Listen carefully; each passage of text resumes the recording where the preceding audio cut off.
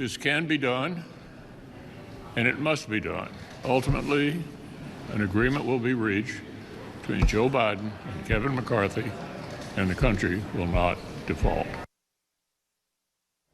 Some lawmakers expressing optimism that the U.S. can avoid default as another week passes without a deal to raise the debt ceiling.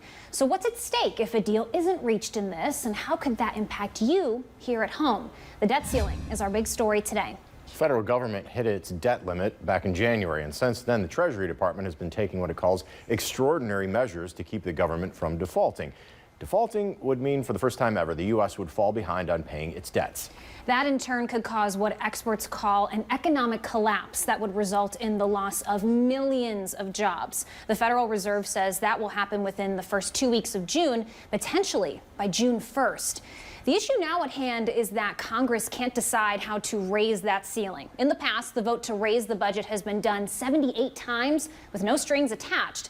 This time, though, Republican leaders have put forth a proposal to raise the debt limit, but that deal also cuts government spending. I mean. Democrats in the Biden administration say that the debt limit and government spending are two different issues. That's because raising the debt ceiling does not mean new spending. It means enabling the government to spend money Congress already approved.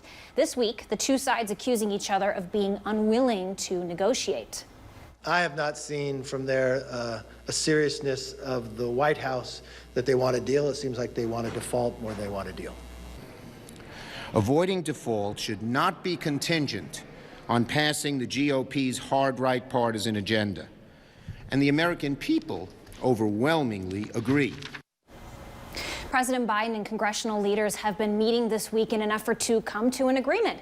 So far, no deal has been reached, but more talks are set for next week. With the window to make the decision just weeks away, how could the deal affect us here locally? 13 ABC's Ethan Watts spoke with a local expert to find out how this could affect Northwest Ohioans. Ethan?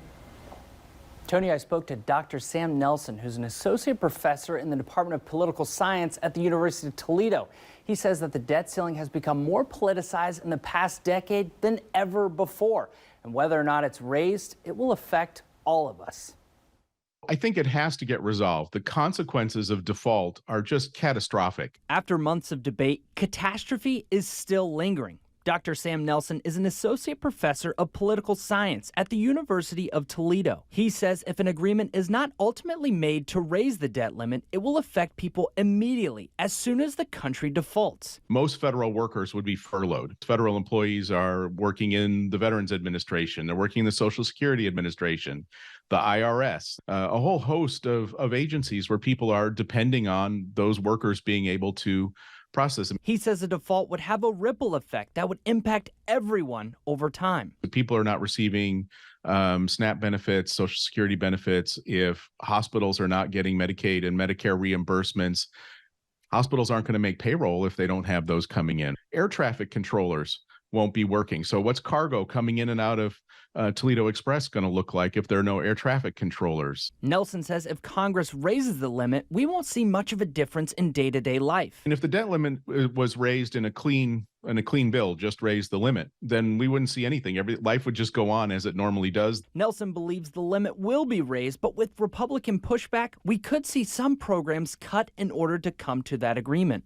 If they end up making some sort of a compromise, if the Biden administration agrees to roll back certain spending or put caps on future spending increases, that'll have an impact. In Toledo, Ethan Watts, 13 ABC, Action News. President Biden and the leaders of both houses of Congress were set to meet today, but that meeting was postponed. But according to a White House spokesperson, the leaders will reconvene next week. Sources say the delay allows more time for staff-level talks and will ensure the leaders' next meeting to be productive. You can watch the full big story on our 13 ABC News app. It is available as a free download in your app store.